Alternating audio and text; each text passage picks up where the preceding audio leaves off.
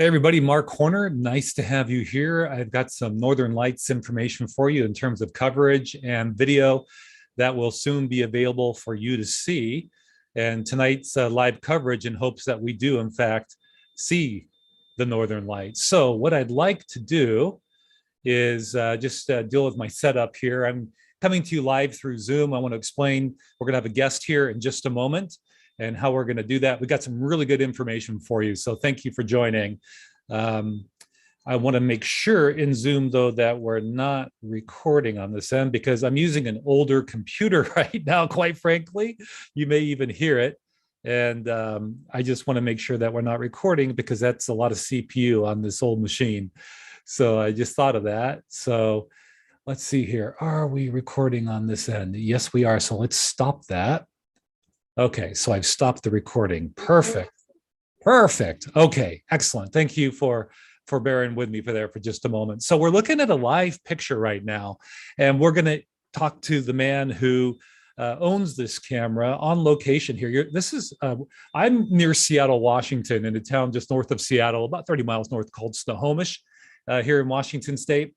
The picture that you're looking at is a live picture of Okanagan Lake in southern British Columbia, where earlier this month on October 11th and 12th, the evening of 11th going into the morning of the 12th, during the dark hours, we had a really good Northern Light show then. And of course, we all have our fingers crossed this weekend that we see something as good, if not better.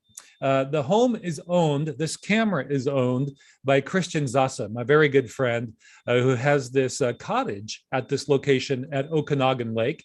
And right now, you can see the screen, I believe, and I'm going to remotely operate this camera myself. We're going to tilt down, and lo and behold, as we tilt down to the street and then to the front patio area, we're now looking at Christian Sasse with his setup. He's got a 800 millimeter, I know that's a Nikon lens, and he's been looking at the sun today to see what kind of activity is going on there. And I've got my iPhone in my hand, and we're going to talk to Christian. I believe you're going to be able to hear him pretty well as I'll hold up my phone here. I'm using the app Voxer.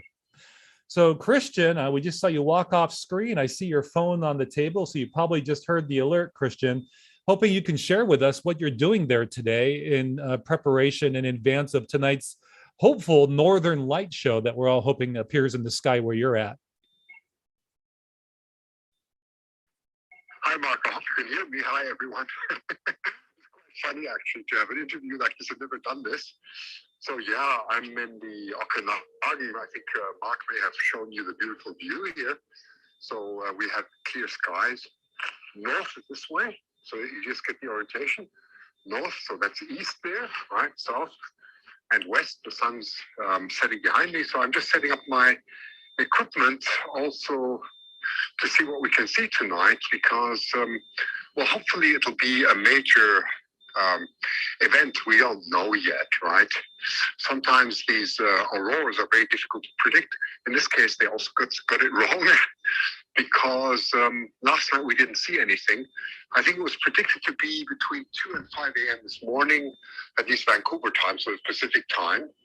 And I think we just barely saw this morning on the camera very slight signs of the aurora. Now, having said that, what's amazing, Mark, is that on the 11th of October, with the camera that is pointing at me now, was pointing north, we got the most amazing aurora displays that I've ever seen, in fact, even surpassing the times I was in Sweden, where I saw lots of aurora. So now, of course, I'm super hyped up, just building up some astronomical equipment, also doing some photographing of different objects and doing some tests, as I love doing when,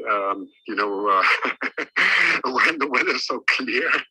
It's just marvelous out here. And yeah, that's really it, Mark.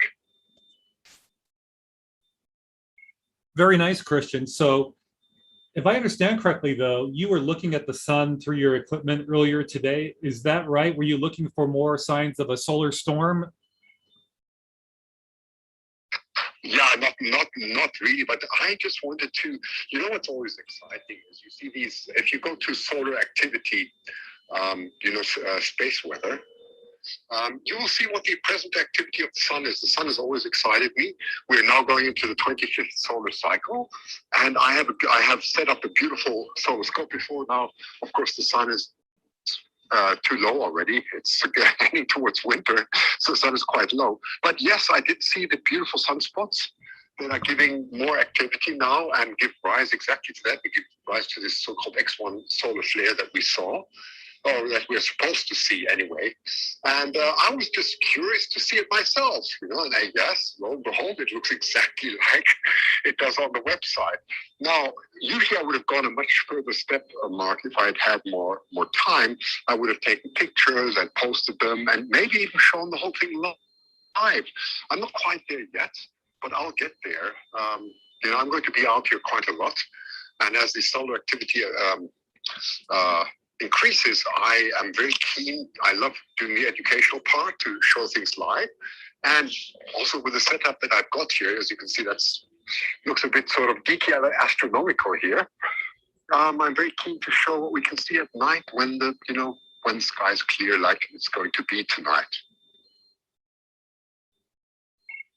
Excellent, Christian. So first of all, before I forget, let people know that your channel on YouTube, where they can watch this live stream in the event that you do go live. I understand you're going to wait to see if the Northern Lights, well, actually, let me back up. Your camera is 24/7 live. I know that as well as anybody. So your camera, which is live streaming 24/7, has been for weeks, if not a couple of months now. That is at your YouTube channel, which is at Sasse Photo. So that's SASSE Photo, PHOTO, at Sasse Photo on YouTube. You can find this live stream. But that's the camera that I'm using to show you and your equipment right now. I'm remotely operating it from the Seattle area. The camera that's in front of you with your 800 millimeter lens, are you going to be using this camera tonight to image the night sky? And if the Northern Lights appear, will you be using this equipment that we see on the table and the camera? Will that be used as well tonight? Yeah, well, this has different purposes. So if the Northern Lights show, I will probably just let this auto run. So for the Northern Lights, you need a really wide angle lens, right? This is sort of my wildlife lens that I have for 800 millimeters. I'm sure Mark can show later a close-up of the Osprey Nest. That's the type of zoom in that you need for the Northern Lights. It's many degrees of sky, 20, 30 degrees, sometimes more, right? Pointed toward the north. You could go all the way here to the northeast. So you need a wide angle and a fast lens for that. So I'm going to take different equipment. I've got a second camera. I'll probably go down somewhere and to the lake and have a direct view of the Northern Lights. I'm also going to take my video camera with me and do that. I'm probably going to fly a drone. Mike, you're just pointing in that direction now. That's very good. Yes, that's exactly right. So I can see it move. That's great that you're doing that, Mark. So that's exactly right. So it's a huge field of view. It's so big that when you are not zoomed out, so you're at zoom 1 level, it's not even broad enough to capture the whole northern, the Northern Lights, the aurora. So that's what I'm saying. You need a very so-called fast lens. It means not zooming in at all. And then this is where the camera that you're pointing at with absolutely excels, right? And then I'm just going to look for different locations. I might fly my drone up here vertically and try and get some pictures with a drone. Now, some of you experts are going to say, Christian, you shouldn't fly your drone when there's solar activity. And that is true because the GPS can get mixed up. So I'm very aware of that. I'm just going to put it up vertical. So I will leave it completely at sight. Very close up. It's just to get above the houses. That's all, and get back down. And of course, stay away from houses as much as I can. So that's the idea. I might do that with a drone, or fly the drone a little bit over the lake, in fact. Just get a beautiful view there. So many exciting things to do. So that's what makes this whole thing so exciting. I don't really know what we will see.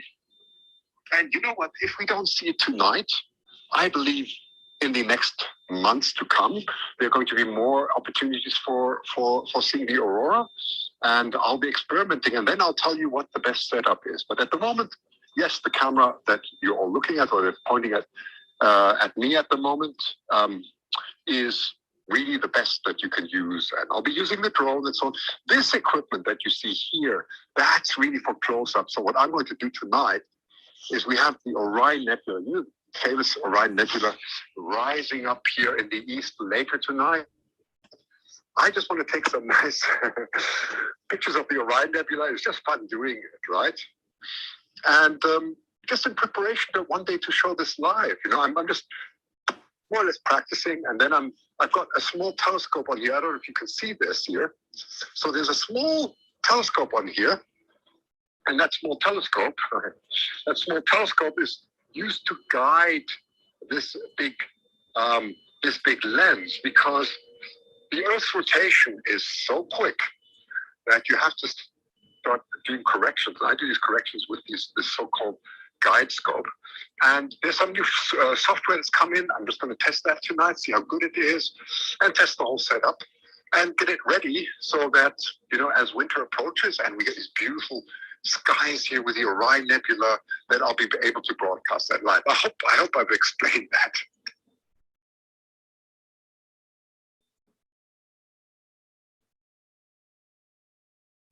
Yes, Christian. So thank you for hanging with me.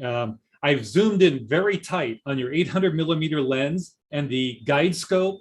I can see the LX85. And we can see your feet. That's how tightly zoomed in. I've taken a moment to get a tack sharp focus. We see all the wires. Somebody is going to think you're a mad scientist, but feel free to say anything more about this equipment, what you plan to do. Also, I'm interested in your thoughts, Christian, on you know, what the scientific community seems to be saying about the likelihood of seeing the northern lights as a result of this most recent solar storm, as opposed to what some of the media seems to be saying. Now, I know that you have some hesitation because it's a bit unpredictable. Truly, what's coming from the sun, if I understand correctly, was traveling at 500 miles per second. And it's just a matter of what angle, you know, does it give us a direct hit? Is it a glance? And I know you listen to the experts on this, so please help educate us a little bit about, you know, the likelihood and what your thoughts on are of what's happening with the northern lights. Yeah, it's difficult. The short answer is it's very difficult to know. What are the best way, before I even go into any comments from any experts, is to have a look and see what's going on in Europe. That's what I usually do, because when it's nighttime there or early morning, what is the time now? It's 3:12. Yeah. So in Europe, of course, they're 9 hours ahead of us. So it's midnight. So it's a very good indication looking at what's going on in Norway, Sweden, Finland, Iceland, and so on. So that's really gives us a very good indication of what we can expect here later tonight. I haven't seen the latest pictures, but a few hours ago they looked very promising. The second point is, and the media, of course, likes to do a lot of hype on this. You know, the reliability of the electric grid and transformers and how everything can break down. Now, all that is correct, and we had some major incidences. I think it was 1987. Was it 87 or 89? I'm not quite sure now. In Quebec, where the electric grid actually broke down. So it was in Canada. That's taking that is quoted all the time in the media. How faults can cascade. If one transformer breaks down, is correct, it can cascade through the net and bring the whole system down. That is all completely correct. And what the media is quoting is that if we get a major solar storm, and we're not talking about this one, we're talking about a major one, right? Not only that, but the satellite communication can go down, and the whole, you know, especially for the mobile phone, the repeaters, the repeaters, the cables, and so on. All these things can break down, and that's because we have coming in from the sun. It's really like you can see there's a very charged particles that come in. We call this the solar wind, and if it's very strong, the magnetic field of the Earth doesn't really protect us, and it can cause incredible havoc because you're really talking about millions of amps here. I mean, this is huge. It's like having a huge lamp outside the Earth that is putting a lot of energy into the system and and in fact, the electric currents are magnetizing the transformers and so on. So that's what the media is talking about. Now, unfortunately, the media takes every opportunity when, as soon as an aurora comes, to highlight the devastation, which can happen. Nobody knows if, when. No, the question is when it's going to happen. It's going to happen one day, right? So we don't know when. How much do we know about the sun? We know surprisingly much, and at the same time, my understanding is we know surprisingly little. It's only now through all the solar satellites, looking at the X-ray and looking at it from outer space that we are learning much more about the solar activity. The problem that we have, as far as I understand, is when you get a flare that is directed at the Earth, you get many flares. They're directed in all kinds of directions, right? And it just happens that the sun points, you have the solar flare that releases particles, quite violently. That's like the sun is really losing a lot of mass at that point, and this solar wind full of particles comes directly towards Earth. That takes different times. I don't know the whole mechanism of this, Mark. I have to read up much more. What the difference is, but what I see on Twitter when today I was reading about that is, the experts in this field have just to see them discussing this shows how complex the whole topic is. So the short answer is nobody exactly knows when and how powerful it will be, right? It's very vague still. Compare that to our weather forecast that we have that is getting extremely accurate actually in comparison, right? So the solar weather or the space weather has to do a lot of catching up to do, and it's only now that they're improving this. So they are probably decades behind the weather forecast that we have on Earth. I hope that more or less summarizes it.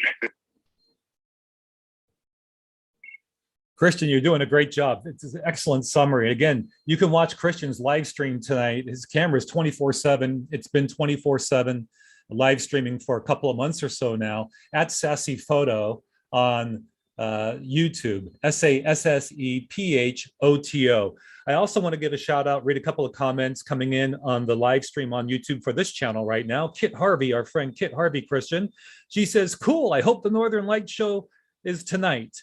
Juanita Castro says, hi there from Vancouver, Washington. Hi, Christian. Hope they show, from Juanita Castro. Thank you very much, Juanita. And Tracy Newcomer, our friend Tracy, says, where are you? Thanks for the ringside seats, Mark and Christian. Gotta love technology. Yes, this technology is a lot of fun. Christian, again, as you see him on camera here, is near West Kelowna, British Columbia, northwestern Okanagan Lake, actually kind of close to Vernon, British Columbia as well. And I'm remotely operating his security camera on top of his roof there, but I'm in the Seattle area in Washington State, and we're using the Voxer app to do this interview. Sean Fitzgerald says, Washington represent, Kelso, Washington. Didn't see anything last night. How about you, Juanita? So they're talk amongst yourselves for sure, you guys. I also want to let you know that, as Christian mentioned, on October 11th and 12th, that evening, we had a tremendous Northern Light show from where Christian is standing.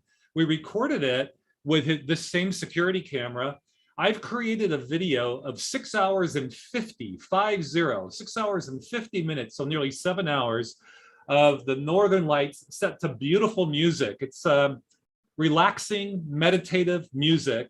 And I uploaded it a few days ago to YouTube, but I haven't made it public. I'm going to do so after this live stream. So check it out. It's fun to watch, and you'll see just how great the Northern Lights were that evening, captured with Christian's camera. If nothing else, it'll help you fall asleep if you need to go, if at night you're having difficulty sleeping, because the music is really nice and the visuals are just beautiful. Christian, there's something I want to follow up on that you said a bit earlier in this interview. you mentioned that you may fly your drone, and to the people who have the information about that, who are aware of the concerns about flying the drone after a solar storm, what you were referring to is the drone's GPS, if I understand, system can be negatively impacted by the by that solar storm as it hits Earth. Have I got that right? Yeah, that's exactly right. Yeah, that's exactly right, because it relies on GPS. If you have distortions in the magnetic field and so on, disturbance in satellites and so on, your drone can be impacted. So you've got to be careful. It might not find home again. So you really have to keep the drone close to your chest in the truest sense. Yes, it's true. All right, fantastic, Christian. I know that you're busy. Thank you for taking this 20-minute period or so to go live with us. Is there anything I haven't asked you that you would like to add? I just wanted to say hello to my friend Kit, and it's very, very nice that she's also watching. And thank you to all your other questions. Very, very kind of you to watch this. I know it looks a bit crazy here. I'm sorry about all the wires, but that's unfortunate. You know, this is unfortunate that every simple system gets complex so quickly. I wish it weren't like that. And that's obviously what puts a lot of people off from doing what I do, and it often lands in the garage because they say, "Oh my God, you know, if I do this every time, I'm going to go crazy." And you're right; it takes a lot of, even for me, I have to really kick myself to do this. Of course, I'm very motivated to do it, but yeah, it's unfortunately not easy. I wish it were. I wish it were as easy as the astronomical glossy, the glossy covers. Hint it to be, but it is, unfortunately, it gets ugly quite quickly. So yeah, hopefully that'll get more simple one day, but yeah, that's just the way it is.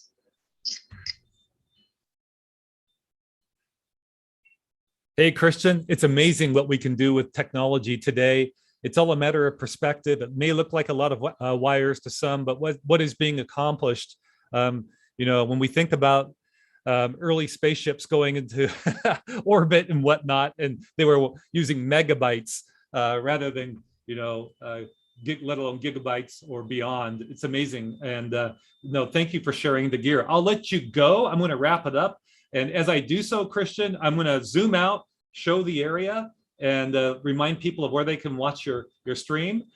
Thank you so much for your time. Thank you, Mark, for doing this. I really appreciate it. Thank you, everyone. And if they haven't seen the nest, just show it to them, Mark. I know there's nothing in. I can see the nest from here. The nest is about 500 meters away, so it's about a bit less than half a mile.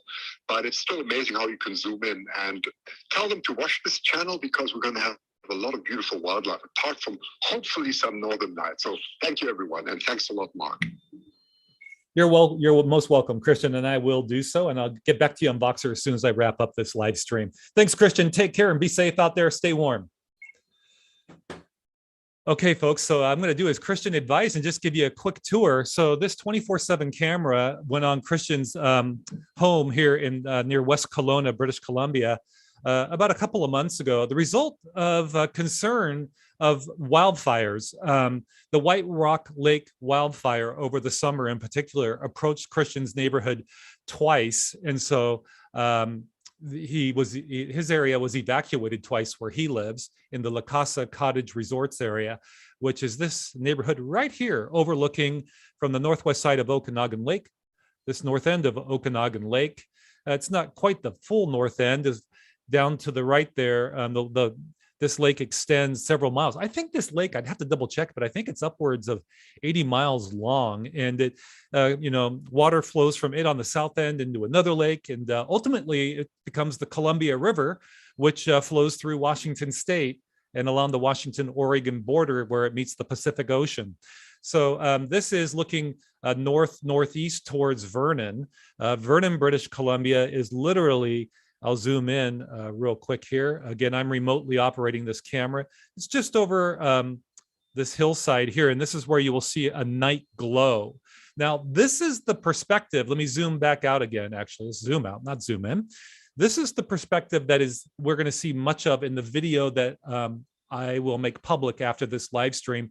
It's looking in the direction of where the northern lights would appear, and certainly did appear. They danced across the sky on several vibrant occasions on the evening of October 11th, going into the early morning hours of October 12th. And so I've got a nearly 7-hour-long video featuring that set to beautiful music that I'll make public after this live stream. Christian, a moment ago, mentioned that this 24/7 camera that is on his channel, this camera that you're looking at right now, which I'm remotely operating, really features all sorts of things, nature and wildlife. He does a lot of moonrises and sunrises pointed east, right there in that direction across the lake. He also mentioned a nest. And this is really fascinating. It's an osprey nest, which may become a bald eagle nest. And I'll explain that in just a moment. But let's zoom in on that nest. It's over in this direction right here. We're going to tilt up a little bit. And now I'm going to go ahead and zoom in. And I apologize if you can hear my very noisy computer. This is an older computer, and it's doing bells and whistles and fans and everything. So yeah, we can go much tighter than this. I'll zoom in even further, and then we'll work on the focus. So let's zoom in first, and then I'll pan up. Now, whenever somebody walks in Christian's home, it's not the wind on this particular day. It is someone walking in the house. So that's likely Rosanna, unless Christian's just got inside. Rosanna is Christian's wife. So let's zoom in even more. And there we go. We got a pretty good focus there, but I think we can further just sharpen it a little bit. There we go. And let's, so this is an osprey nest. The osprey, Christian live streamed the osprey from from the ground using that 800 millimeter Nikon lens over the summer. But many of you will recall that it was extremely hot in the Pacific Northwest and British Columbia. There were many wildfires in British Columbia. Those extreme temperatures, unfortunately, meant that a lot of birds did not survive. And we believe that the young osprey birds that were in this nest that were hatched this year, that they didn't live very long, that due to the 3 consecutive days of temperatures around 120 degrees Fahrenheit, that they simply did not survive this year. The parents survived. They flew off, they migrated. And after a few weeks, bald eagles showed up. And we have shown you on my channel and Christian's channel, a pair of bald eagles that have been in this nest. It wouldn't be surprising to see them show up again this evening. They've made numerous appearances in this nest. So the question becomes, are they going to take over this nest and lay eggs? And will we see bald eagles, eaglets appearing in this nest early next year? So we'll keep an eye on that, certainly. Other wildlife that is in this area include certainly coyotes. There are bear, there's no doubt about that, and a lot of bighorn sheep and deer. So another thing I do is I also follow aircraft. I use an app called Flight Radar 24, and I can see on it where the planes are approaching, where they're coming from, their altitude, and I'll sometimes zoom in and just practice my skills on this camera's software following aircraft flying into Kelowna. And you may think that's a small airport. I guess compared to relative to other international airports, it is, but it is an international airport. It's not uncommon to see 737s and de Havilland aircraft, as well as smaller aircraft as well. So I will zoom out now, and we can do this at various speeds when we do the panning anyway. But I mentioned that Christian was concerned about wildfires, so he got this camera. In particular, what he was concerned about is behind him to the west, so we can just make out the sun there.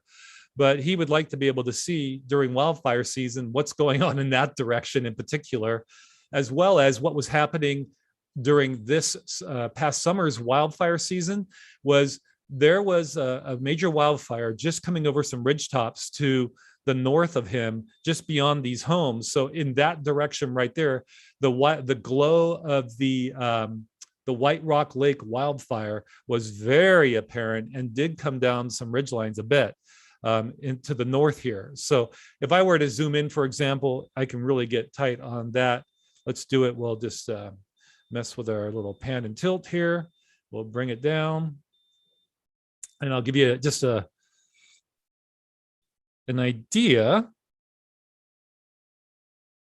So if the fire was coming over that ridgetop there, we could really get in tight on it, and then we could work on our focus real quick.